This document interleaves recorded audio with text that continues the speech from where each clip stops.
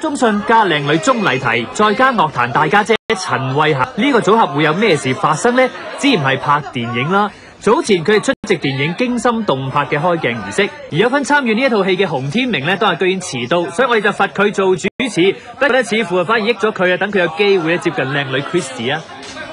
部戲裏邊咧，仲有一個精神分裂嘅噃，你知咩叫精神分裂？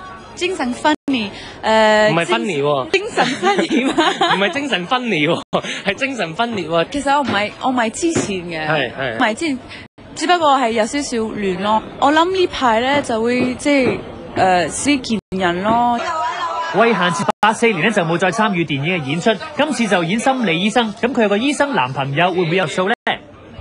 有冇揾啲朋友做醫生啊？即係去問一問咧，可能唔同嘅，即係佢專科唔係嗰樣嘅，但係都問一問啊嘛。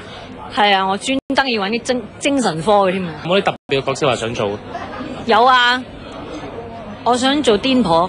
點解咧？點解要做癲婆咧？因為我係癲婆啦。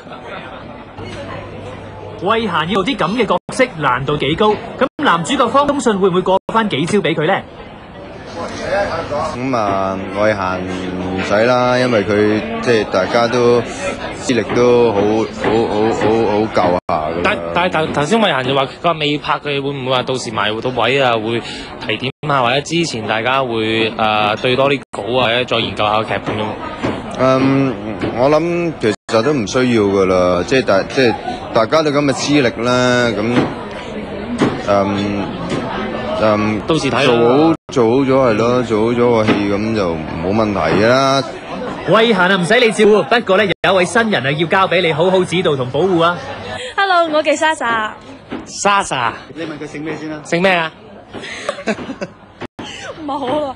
嚇！我叫侯莎莎。係侯莎莎嘅，所以咧撞到我哋啲後堂咧就比較好開心啦。